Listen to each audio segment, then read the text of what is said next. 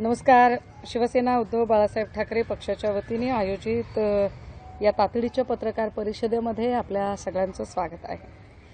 हिवाळी अधिवेशन चालू आहे आणि या अधिवेशनात काही लोकाभिमुख प्रश्नांवर चर्चा होईल आणि ते प्रश्न मांडले जातील असं आम्हाला प्रकर्षाने वाटत होतं. परंतु काही प्रश्न विरोधकांनी मांडण्याचा प्रयत्न केल्यानंतर सुद्धा सत्ताधाऱ्यांनी ज्या पद्धतीने ते प्रश्न गुंडाळण्याचा प्रयत्न केला, या सगळ्यांवरून काल प्रकाश पोहरे यांची कृती ही किती अगतिकतेतून झाली असेल हे आपल्या लक्षात येतं. पण तुर्तास मला जरा ललित पाटील मुद्द्यावरती आपल्या सगळ्यांच्या सोबत चर्चा करायची आहे. ललित पाटील प्रकरण हे पहिल्या दिवसापासून आम्ही लावून धरलं होतं आणि आम्ही वारंवार असं सांगतोय की पक्षीय राजकारणाच्या पलीकडे जाऊन या संपूर्ण प्रकरणाकडे गांभीर्यानं बघितलं जावं. महाराष्ट्रातली संपूर्ण तरुणाई ड्रग्ज मुक्त व्हावी यासाठी हा प्रयत्न आहे. ललित पाटील प्रकरणावर काय कारवाई झाली या संबंधाने 2 दिवसांपूर्वी तारांकित प्रश्न काही आमदारांनी मिळून विचारला होता. या प्रश्नाचं उत्तर देताना सन्माननीय उपमुख्यमंत्री देवेंद्रजी यांनी धादांत खोटी माहिती सभागृहाला दिली, हे फार विशेष आहे. याच प्रश्नाच्या संबंधाने पुन्हा चर्चा होताना फडणवीस साहेब अजून काहीतरी वेगळी माहिती देत आहेत, मात्र ते सभागृहाला भरकटवण्याचा प्रयत्न करत आहेत का असा आमचा आरोप आहे आणि म्हणून ही पत्रकार परिषद. देवेंद्रजींनी ललित पाटील प्रकरणाचे खरं तर 2 भाग व्हायला हवेत. 2 महिन्यापूर्वी या प्रकरणावर बोलत असताना ते असं म्हणाले होते की सगळा नेक्सस बाहेर येईल. तो कोणता नेक्सस होता तो अजूनही बाहेर आलेला नाही किंवा त्या नेक्ससच्या संदर्भाने त्यांनी सभागृहात सुद्धा कुठलीही माहिती सांगितलेली नाही. सभागृहात ते जे बोलत होते ते आंतरराष्ट्रीय पातळीवर, राष्ट्रीय पातळीवर नार्को कशी घ्यायची असते, नार्कोसाठी कुठल्या परमिशन, असं थातूर मातूर आणि उडवाउडवीची गोलमटोल उत्तरं ते देत होते, ज्या उत्तरांनी आम्ही अजिबात समाधानी नाही आहोत. मुळात देवेंद्रजींनी जी उत्तरं देणं अपेक्षित होतं त्यात या संपूर्ण प्रकरणाचे 2 एपिसोड होणं गरजेचं आहे. एपिसोड क्रमांक 1, ललित पाटील कोणत्या गुन्ह्यासाठी अटक झाला होता आणि तो गुन्हा ज्या नाशिकमध्ये घडला त्या नाशिकमध्ये त्या गुन्ह्यासाठी त्याला कोण कोण मदत करत होतं, ललित पाटील कुणाच्या राजकीय आशीर्वादाने नाशिकमध्ये एवढं सगळं रॅकेट चालवत होता याची माहिती देवेंद्रजींनी सभागृहाला अजिबात दिलेली नाही. ती माहिती समोर येणं फार गरजेचं होतं.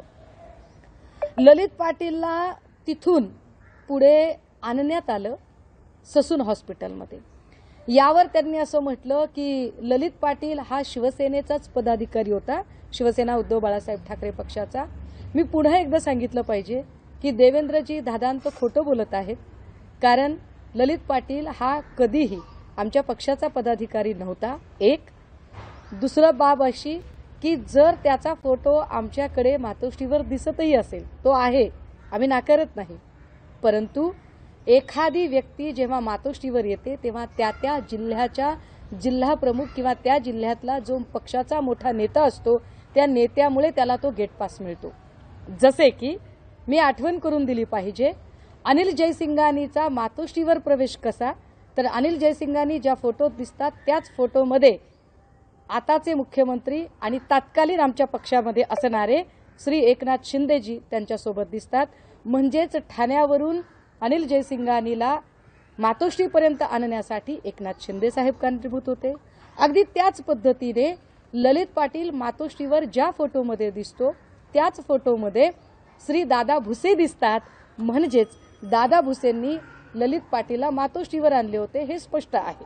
आता मुद्दा क्रमांक 3, ललित पाटील प्रकरणामध्ये माहिती देताना देवेंद्रजी असं म्हणाले की तेव्हाच त्याला का बरं माहिती त्याच्यावरती का कारवाई केली गेली नाही, लगेचच PCR संपला, MCR केला गेला वगैरे वगैरे माहिती. कदाचित टेक्निकल भाषा लोकांना कळत नाही, लोकांना एवढंच कळतं की देवेंद्रजी शांतपणे बोलत आहेत, पण देवेंद्रजी शांतपणे अत्यंत खोटं बोलत आहेत हे लोकांच्या लक्षात येत नाही. कारण त्या सगळ्या प्रकरणात खरं तर मला इथे सभापती महोदया असणाऱ्या त्या खुर्चीबद्दल मला प्रचंड आदर आहे, पण त्या खुर्चीतली व्यक्ती किती पक्षपातीपणाने वागू शकते याचं मला आश्चर्य वाटतं. नीलम गोरे यांनी पक्षीय राजकारणाच्या पलीकडे जाऊन सभापती पद म्हणजे न्यायाधीशाचे पद असते या खुर्चीवर बसल्यानंतर त्यांनी अत्यंत स्पष्टपणे आणि स्पेसिफिक माहिती मागणं अपेक्षित होतं की ललित पाटील प्रकरणामध्ये कुणाच्या आशीर्वादाने नाशिकमध्ये हा गुन्हा घडत होता याची माहिती सभागृहाला आपण द्यावी हे नीलम गोरेंनी सांगणे अपेक्षित होते. नीलम गोरेंनी असे कुठलेही निर्देश दिले नाही. उलट नीलम गोरे असं म्हणाल्या की तिकडे कुणी जाऊन आला असेल तर त्यांनी माहिती द्यावी. तिकडे म्हणजे ससून हॉस्पिटलला कुणी जाऊन आले असेल तर. नीलम गोरे या पुण्यात राहतात. काय त्यांना पुण्यातली माहिती नाही का? पुण्यामध्ये ठीक आहे, मी सभागृहाच्या बाहेर आहे, पण ललित पाटील प्रकरणात माझ्यासोबतच इतक्या ताकदीने हा मुद्दा लावून धरणारे काँग्रेसचे आमदार रवींद्र धंगेकर त्या सभागृहात होते.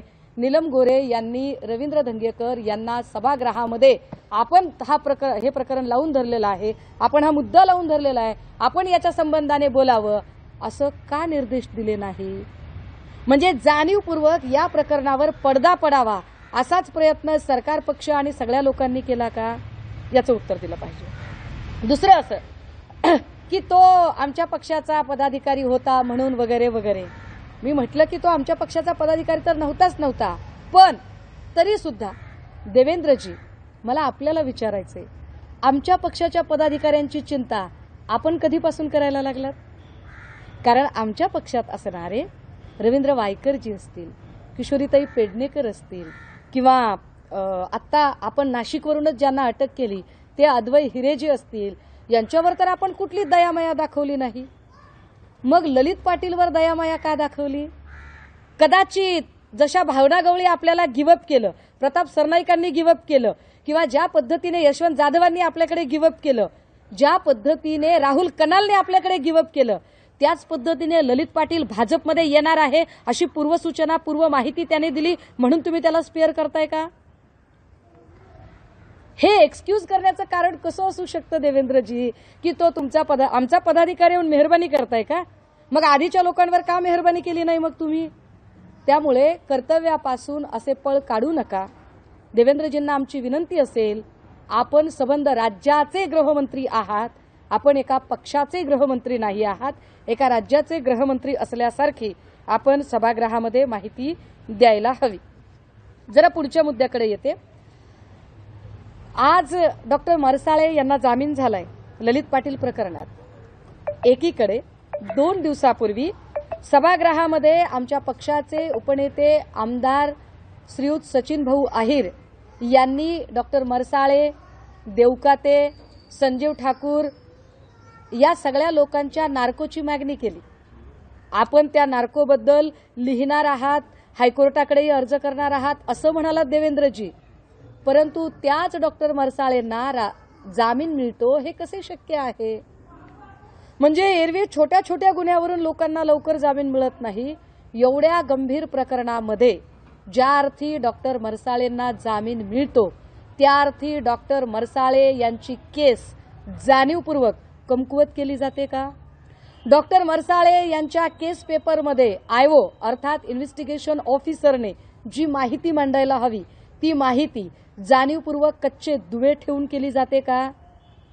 बर, त्याच्या पुढे अजून एक, श्रीमान देवेंद्र फडणवीस साहेब, आपण या राज्याचे गृहमंत्री म्हणून आणि या राज्याचे उपमुख्यमंत्री म्हणून ललित पाटीलच्या प्रश्नाला उत्तर देताना आपण अत्यंत गोलमटोल पद्धतीने बोललात. अशाच गोलमटोल पद्धतीने आपल्याला आठवत असेल तर मागील अधिवेशनात आपण अनिल जयसिंघानी प्रकरणातही बोलला होता. अनिल जयसिंघानी आणि अनिक्षा जयसिंघानी प्रकरणात आपण अत्यंत साळसूदपणे सांगितले होते की माझी पत्नी अमृता हीच धमकावले गेले. देवेंद्रजी, आमचा साधा प्रश्न असतो, जर गृहमंत्री असणाऱ्या व्यक्तीची पत्नीच या राज्यात सुरक्षित नसेल तर अशा गृहमंत्र्यांच्या नेतृत्वाखाली राज्यातली जनता सुरक्षित राहील का? या प्रश्नाचे उत्तर आपल्याकडे काय आहे? पण तरीही आपण असं म्हणाला 2 दिवसांपूर्वी की डॉक्टर संजीव ठाकूर याच्यावर कारवाई केलेली आहे. देवेंद्रजी, आपण धादांत खोटं बोललेलं आहात. आपण इतकी खोटी माहिती सभागृहाला कशी काय देऊ शकता? सभापती महोदयांना आमची विनंती असेल, आम्ही सभागृहाच्या बाहेर आहोत, हवं तर आम्ही सामान्य नागरिक म्हणून आमचं म्हणणं विचारात घ्या. एकाच पक्षाची री ओढून ठेवू नये. जशी राहुल नार्वेकर साहेब री ओढतात तशी आपण री ओढू नये. माझ्यावर हक्कभंगाचा गुन्हा दाखल करायचा असेल तर त्या सुद्धा नीलम गोरे खुशाल करू शकतात, कारण नीलम गोरे तितक्या पक्षपाती वागू शकतात याचा मला अंदाज आहे. परंतु इतकी खोटारडी माहिती सभागृहाला देणाऱ्या देवेंद्रजींच्यासाठी कुठला गुन्हा नीलम गोरे आणि बाकी सगळी मंडळी दाखल करणार आहेत याचं उत्तर एकदा दिलं पाहिजे. कारण देवेंद्र फडणवीस असं म्हणाले की संजीव ठाकूरवर आम्ही कारवाई केलेली आहे. मी महाराष्ट्राच्या जनतेला या संपूर्ण माध्यमांच्या वतीने सांगितले पाहिजे की आत्ता ज्यांनी सूत्र हातात घेतलेली आहेत ससूनचे डीन म्हणून डॉक्टर विनायक काळे आणि डॉक्टर संजीव ठाकूर या दोघांचा मॅटमध्ये वाद चालू होता. हा मॅटचा वाद चालू असताना मॅटने जो निर्वाळा दिला, जो निकाल दिला, जो आदेश दिला, त्या निर्वाळ्यानुसार, त्या निकाल आणि आदेशानुसार विनायक काळे यांना पदभार सांभाळण्याचा आदेश मिळाला आणि त्याच वेळेला त्या पदापासून दूर होण्याचा आदेश डॉक्टर संजीव ठाकूरना दिला. यामध्ये ललित पाटीलशी संबंधित कारवाईचा कुठे संबंध येतो? ललित पाटीलशी संबंधित कारवाई म्हणून तुम्ही अशी काय कारवाई केली संजीव ठाकूरवर? डीन पदावरून ते बाजूला झाले, ते मॅटच्या निकालामुळे झालेत. फडणवीस साहेब ते तुमच्यामुळे अजिबात बाजूला झालेले नाहीत. हे कृपया आपण नीट जरा समजून घ्या. जे काही घडलं त्याच्यामध्ये तुम्ही संजीव ठाकूरला आत्तापर्यंत कुठलीही कारवाई केली नाही. तुम्ही साधं त्यांचं सस्पेन्शन केलेलं नाहीये. ज्या डीन संजीव ठाकूरच्या अधिपत्याखाली तिथे वॉर्ड नंबर 16 मध्ये त्याला कोझी चेअर मिळत होती, त्याला सिगरेट विझवण्यासाठी ॲस्ट्रे मिळत होता, तो बाहेर शॉपिंगला वगैरे जाऊ शकत होता. एक जबाबदार अधिकारी म्हणून त्याने ही सगळी माहिती पोलिसांना सांगणे अपेक्षित होते. ती माहिती का पोहोचवली गेली नाही? कुठला आजार होता यावर उत्तर देताना देवेंद्रजी आपण सभागृहात असं म्हणालात की तो दरवेळेला आजार बदलत होता. देवेंद्रजी, तो दरवेळेला आजार बदलत होता हे मागच्या 10 महिन्यात सत्ता कुणाची होती? मागच्या 10 महिन्यात तर सत्ता तुमचीच होती. मागच्या 10 महिन्यात तर गृहमंत्री तुम्हीच होतात. बरं, या उपर तुमचं असं म्हणणं आहे की त्याच्या आधी त्याचा पीसीआरच्या ऐवजी त्याचा एमसीआरच केला गेला. तत्कालीन गृहमंत्र्यांनी का बोलले नाही? कृष्णप्रसाद, मी नाव जरा विसरते, कृष्णप्रकाश यांनी तो अहवाल वगैरे ह्या सगळ्या गोष्टींवर आपण बोललात. देवेंद्रजी, आपण विसरताय का? त्यावेळेला गृह खात्याचा अधिभार जो सांभाळलेला होता तो आयुष्यमान वळसे पाटील साहेबांनी सांभाळलेला होता. वळसे पाटील साहेब आपल्याच सोबत आता सरकार पक्षामध्ये आहेत. आम्हाला वळसे पाटलांबद्दल प्रचंड आदर आहे.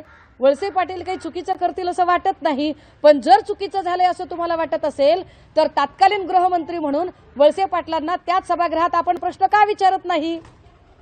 म्हणजे आपण घुमून फिरून ज्या लोकांपर्यंत पोहोचू इच्छित आहे, मुळात आपण माहिती किती लपवून ठेवताय याचं आपल्याला कल्पना आहे का? अजून एक गोष्ट, देवेंद्र भाऊ, आम्ही एक व्हिडिओ पोस्ट केला होता ज्या व्हिडिओमध्ये सांगितलं होतं की कारागृहाच्या बाजूलाच कैद्यांना कसली तरी पाकिटं पुरवली जात आहेत. त्यात स्पष्टपणे 2 पोलीस ऑफिसर दिसत होते. आधी तुमच्या भक्तुल्यांनी नेहमीप्रमाणे हा व्हिडिओ मुळात पुण्यातला नाही असं म्हटलं, नंतर म्हटलं की हा व्हिडिओ 10 वर्षापूर्वीचा आहे. आपल्याच पोलीस खात्याने सांगितलं की हा व्हिडिओ 23 सप्टेंबर 2023चा आणि येरवडा जेलच्या बाजूच्या रोडवरचाच आहे.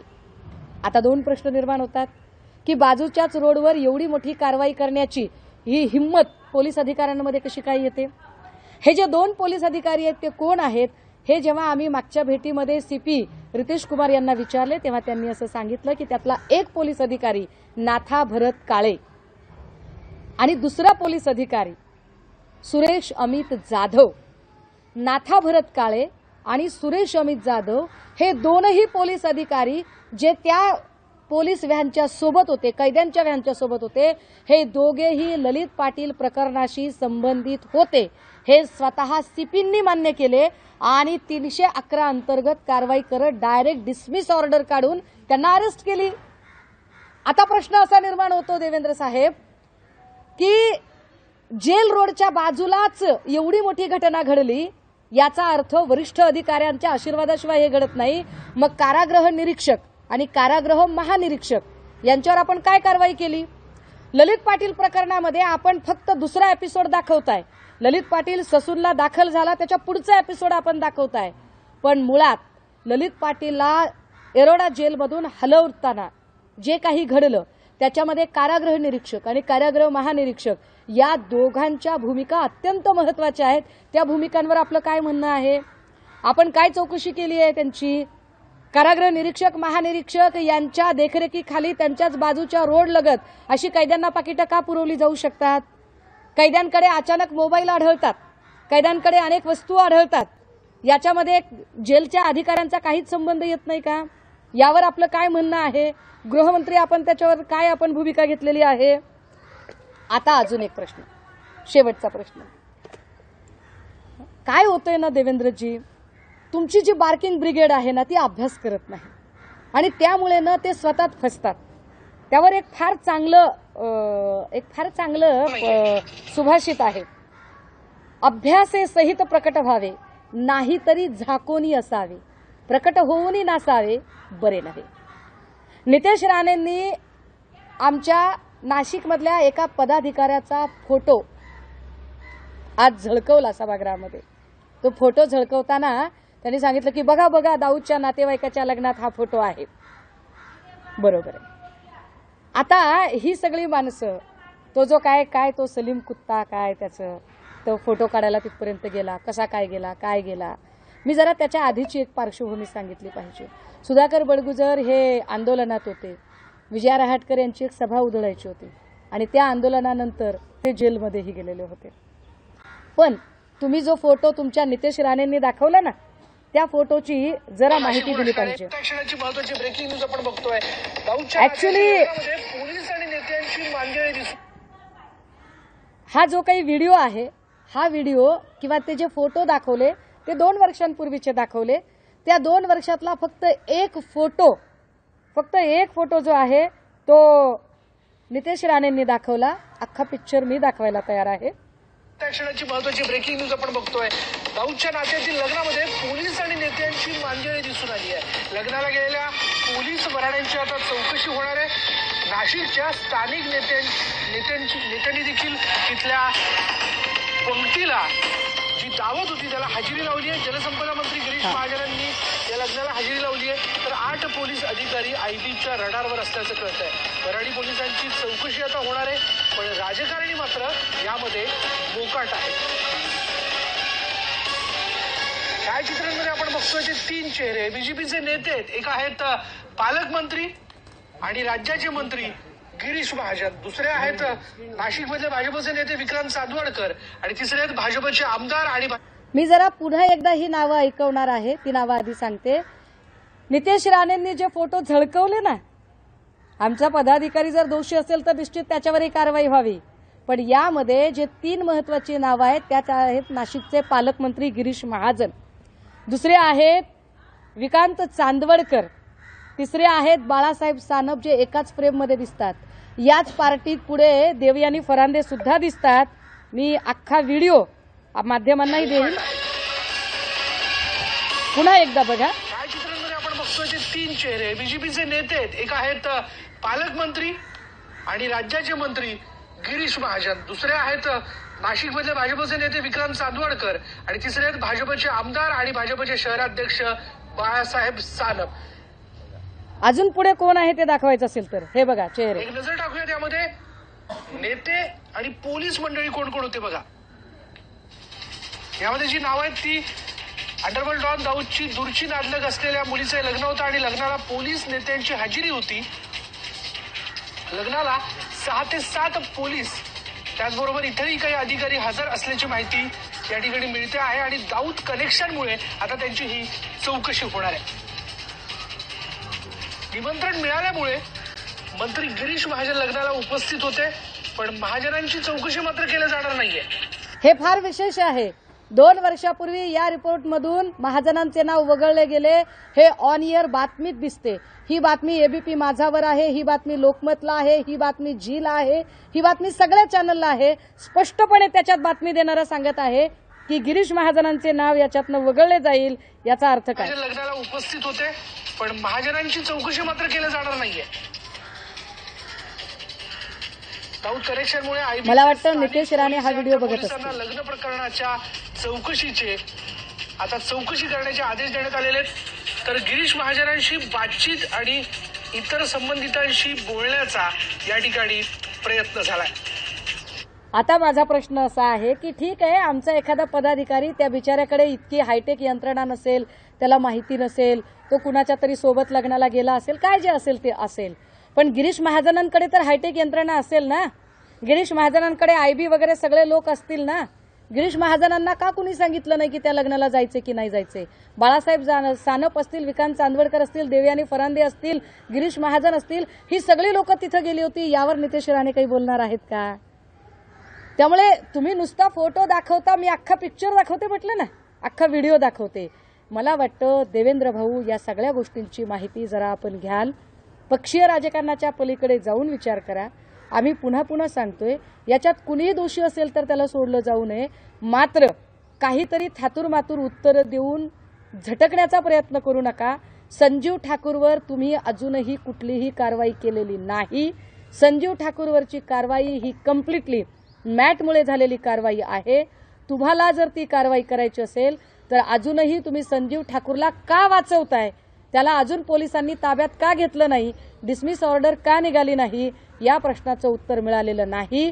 दुसरा महत्वाचा प्रश्न, कारागृह निरीक्षक आणि कारागृह महानिरीक्षक यांना चौकशीच्या फेऱ्यात अजूनही का घेतलं गेलेलं नाही?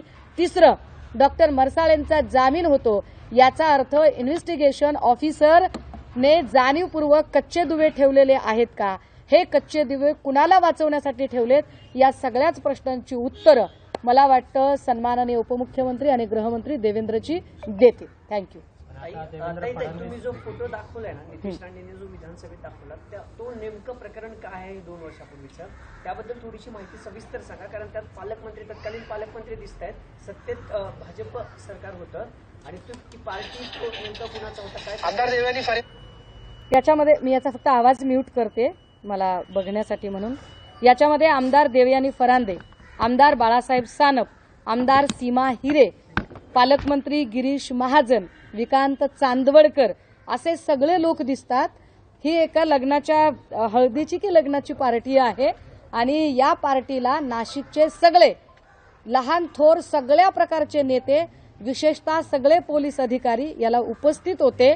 यातलाच एक फोटो आमच्या नाशिकच्या पदाधिकाऱ्यांचा फोटो दाखवत नितेश राणेंनी सुतावरून स्वर्ग गाठायचा प्रयत्न केला, पण कदाचित नितेश राणेंना माहिती नसावं की हा फोटो झळकवल्यावर ते किती जोरात तोंडदुशी पडणार होते ते. त्यामुळे मी हा व्हिडिओ आता दाखवला की यामध्ये पालकमंत्री गिरीश महाजन, विकांत चांदवडकर, बाळासाहेब सानप, देवयानी फरांदे, सीमा हिरे हे सगळे लोक काय करतायत याचं उत्तर एकदा या सगळ्या लोकांनी द्यायला हवं. फडणवीस म्हणाले की एसआयटी मार्फत. हा, अजून एक, आता एसआयटीचा जो विषय निघाला, तुम्ही एसआयटी कुणाकुणाच्या करता? म्हणजे आदित्यजींच्या संबंधाने दिशा सालियान प्रकरणातली स्वतः सीबीआयने क्लोजर रिपोर्ट दिला, क्लीन चिट दिली.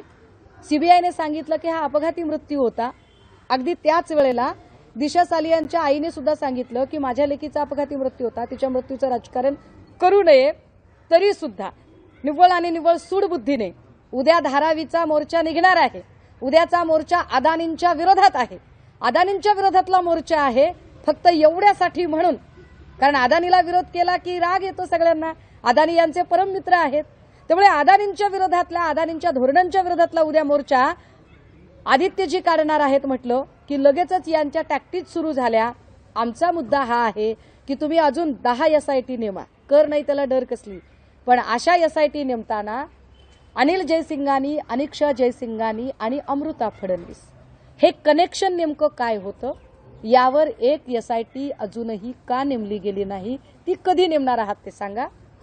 जस्टिस लोया यांचा जो संशयास्पद मृत्यू झाला या प्रकरणावर अजूनही एकही एसआयटी का नेमली गेली नाही याचंही उत्तर देवेंद्रजींनी द्यावं.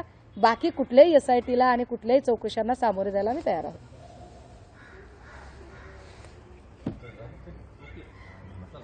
थँक्यू. ललित पाटील प्रकरणी तुम्ही वारंवार जो फॉलोअप घेताय, खरंतर संजीव ठाकूरांवर कारवाई झाली, ससून रुग्णालय असेल किंवा जेल कारागृह असेल, इथल्या बड्या अनेक अधिकाऱ्यांना, कर्मचाऱ्यांना निलंबित केलं, पण संजीव ठाकूरला कोण वाचवत आहे? तुम्ही अनेकांची नावं घेतली होती. संजय राऊतांनी भर सभेत शिंदे गटांच्या 2 मंत्री असल्याचं कोण मंत्री आहेत, त्याला सरकार त्यांना का वाचवतं? मला तोच प्रश्न पडलाय की मी वारंवार सांगते की तृतीय आणि चतुर्थ श्रेणीच्या कर्मचाऱ्यांच्या अटका दाखवून काय सिद्ध करते सरकार? तुम्ही नेक्ससच्या गोष्टी करत होतात ना. तृतीय आणि चतुर्थ श्रेणीचे कर्मचारी हे स्वतः मनाने काही करू शकत नाही. त्यांच्यावर असणारे अधिकारी ज्या वेळेला तशी सूट देतात तेव्हा खालच्या कर्मचाऱ्यांकडून घटना घडतात. मुळात या संपूर्ण प्रकरणामध्ये संजीव ठाकूरला कोण वाचवते? संजीव ठाकूरच्या या एकूण प्रकरणामध्ये, ललित पाटीलच्या प्रकरणामध्ये जे पत्र माझ्याकडे आलेलं होतं, जे पत्र निनावी होतं, त्या पत्रामधले अनेक उल्लेख जे मी स्वतः सिपींच्या सोबत डिस्कस केलेले होते, त्यामध्ये अनेक मंत्र्यांची आणि आमदारांची नावं होती. मी जाणीवपूर्वक ती नावं इथं टाळते, परंतु ही एवढी सगळी नावं याच्या संबंधाने काय तपास केला असेल बरं देवेंद्रजींनी? गृह मंत्रालयाने नेमका कोणता तपास केला? गृह मंत्रालयाने असं कोणतं नेक्सस बाहेर काढलं? एमडी कारखाना, एमडी ड्रग्ज जे आहे ते नाशिकमध्ये त्याचा कारखाना सुरूच कसा होतो हे तुम्ही का शोधून काढत नाही? आणि जर असं एक शेंबडं कारण दिलं जात असेल, अत्यंत म्हणजे हास्यास्पद कारण की तो शिवसेना उद्धव बाळासाहेब ठाकरे पक्षाकडे होता वगैरे, तर आमच्या कुठल्याच पक्षाच्या माणसाला तुम्ही कधी स्पेअर केलेलं नाहीये. मग तुम्ही ललित पाटील बद्दल इतके मेहरबान का झालात? ललित पाटीलला वाचवण्यात आणि संजीव ठाकूरला वाचवण्यामध्ये कोणत्या नेत्याचा, कोणत्या मंत्र्याचा हात आहे किंवा कोणत्या नेत्याला, कोणत्या मंत्र्याला वाचवलं जात आहे? तो मंत्री शिंदे गटाचा आहे की भाजपचा आहे? कारण जी काही नेमणूक दिसतेय मला संजीव ठाकूरची, ती नेमणूक, त्याचं कनेक्शन मला जळगावचं कनेक्शन दिसतंय. मग जळगावची काही बडे नेते मंडळी त्याच्याशी सामील आहेत का? त्यांचा वरदहस्त आहे का? जे काही आहे ते देवेंद्रजींनी बाहेर काढावं आणि सांगावं, कारण नेक्सस बाहेर काढण्याचा शब्द तुम्हीच दिला होता ना.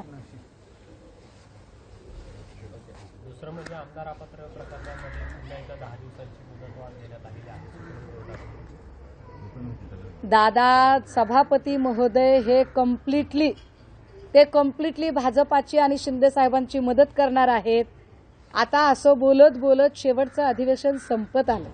शेवटचं अधिवेशन संपत आहे. फेब्रुवारी म्हणजे टर्म संपत आलेली आहे. यांनी पूर्ण टर्म कडेला काढलेली आहे. मी जे आधी म्हटलं होतं तेच पुन्हा पुन्हा म्हणते, जोपर्यंत शकुनी कूटनीतीने फासे टाकत राहील तोपर्यंत कौरवांचा विजय होत राहील. कुरुक्षेत्रावर मात्र संख्येने कमी असणारे पांडव जिंकतील. ईडी, सीबीआय, इलेक्शन कमिशनच्या कूटनीतीच्या फाशांमध्ये आज कितीही या लोकांचा विजय होत असला तरी जेव्हा निवडणुकीच्या कुरुक्षेत्रावर आम्ही उतरू तेव्हा विजय आमचा असेल, आम्हाला खात्री आहे. आदित्य ठाकरेंनी थेट मुख्यमंत्र्यांना आव्हान दिले की हिंमत असेल तर तुम्ही वरळीतून लढा, अन्यथा मी ठाण्यातून लढायला तयार आहे. नाही, आम्हाला आमच्या नेत्यांचा अभिमान आहे की आमचे नेते अत्यंत आत्मविश्वासाने कुठल्याही सिच्युएशनला सामोरे जायला तयार आहेत. पण असं आव्हान, एकही आव्हान भाजप किंवा शिंदे गटाकडून स्वीकारलं जात नाही. आम्ही तर असंही म्हणतोय की जर तुमचा स्वतःवर इतका विश्वास आहे तर फक्त एक निवडणूक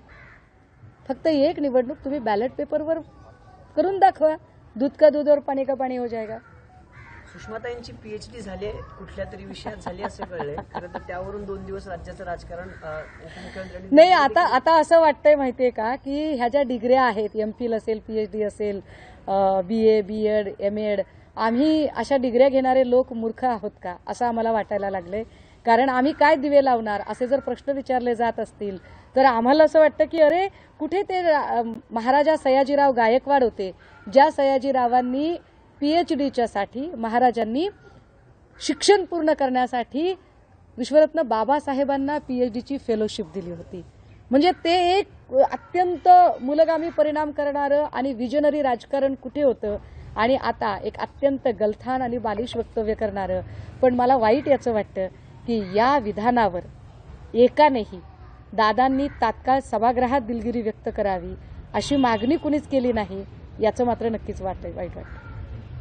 विश्व हिंदू परिषदेने एक कोणी विश्व हिंदू परिषदेची एक मागणी, मंदिरातील दानाचा वापर फक्त हिंदूंसाठी करावा, धर्मावर श्रद्धा नसणाऱ्यांसाठी खर्च करू नये. ठीक आहे ना, हिंदू सुद्धा माणसंच आहेत ना, काय हरकत आहे? हिंदूंवर तर हिंदू गरजूंवर उपाय केला, हरकत काय आहे? मला असं वाटतं की जाणीवपूर्वक धार्मिक विधानं करून तेढ निर्माण करणारी लोक ही इतरांना उचकवण्याचा आणि त्यांच्याकडून काही हिंसक प्रतिक्रिया येतात का याचा जाणीवपूर्वक प्रयत्न करतात, परंतु याच्याने उचकायची गरज नाही. हिंदू सुद्धा माणूसच आहे, मुस्लिमही माणूसच आहे, परंतु इतरांना ते माणूस समजत नाहीत आणि फक्त हिंदूंनाच माणूस समजतात. तर हरकत नाही, हिंदूंच्या तर हिंदूंच्या, पण हिंदूंमध्ये मग मराठा येत नाहीत का? मग मराठ्यांची लेकरं एवढ्या आत्महत्या करतात, त्या लेकरांच्यासाठी मग विशेष स्कॉलरशिप, विशेष हॉस्टेल का बरं उभी केली जात नाही? हिंदूंमध्ये फक्त अमुक एकच जात येते असं काही विश्व हिंदू परिषदवाल्यांचं आहे का? ते पण एकदा तपासलं पाहिजे. ताई, संसदेवर खरं तर हल्ल्याला अनेक वर्ष पूर्ण झाली होती, पण पुन्हा त्याच दिवशी काही तरुणांनी हल्ला केलाय. चौकशी सुरू आहे. काय नेमकं त्याचं कारण आहे माहिती नाहीये. दुर्घटना फोडण्यात आल्यात, पण कुठेतरी या राजकारण दिसतंय यामध्ये तुम्हाला?